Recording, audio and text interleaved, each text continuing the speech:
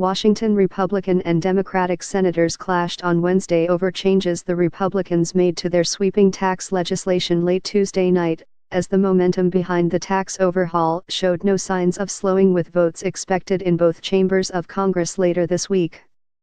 Democrats attacked Republicans for inserting a repeal of the Affordable Care Act's requirement that most people have health insurance into the tax bill, and for imposing a 2025 expiration date for individual tax cuts, while making the corporate tax cuts permanent. "This bill seems to get worse by the hour," said Senator Ron Wyden of Oregon, the ranking Democrat on the Senate Finance Committee. "This is not just another garden variety attack on the Affordable Care Act. This is a repeal of that law." Repealing the health law's so-called individual mandate allows Republicans to save more than $300 billion over 10 years. According to the Congressional Budget Office, 13 million fewer people would be insured after a decade without the mandate, and health insurance premiums would rise by about 10%. Senator Orrin G. Hatch of Utah, the Republican chairman of the Finance Committee, downplayed the move to make the individual tax cuts temporary, not mentioning that change in an opening statement in which he defended his party's right to undo the mandate.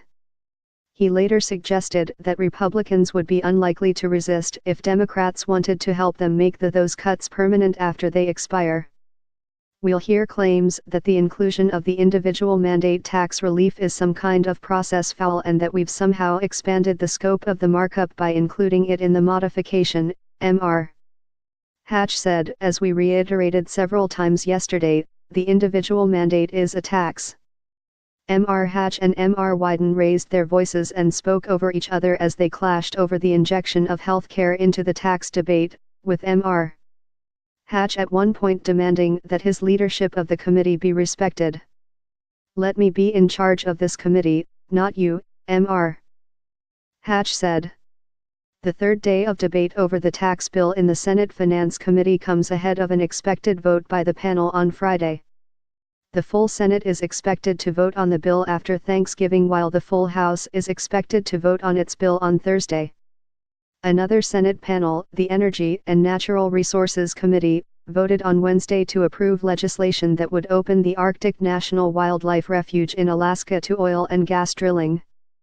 That legislation is to be merged with the tax bill, which Republicans are planning to pass using special procedures that protect against a Democratic filibuster in the Senate. Under that strategy, the drilling measure would share the protection from a filibuster.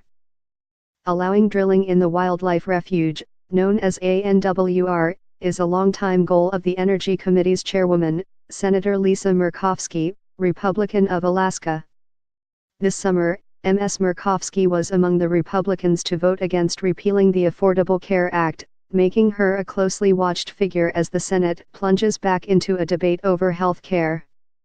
Asked Wednesday about the repeal of the individual mandate, she showed no eagerness to discuss the subject.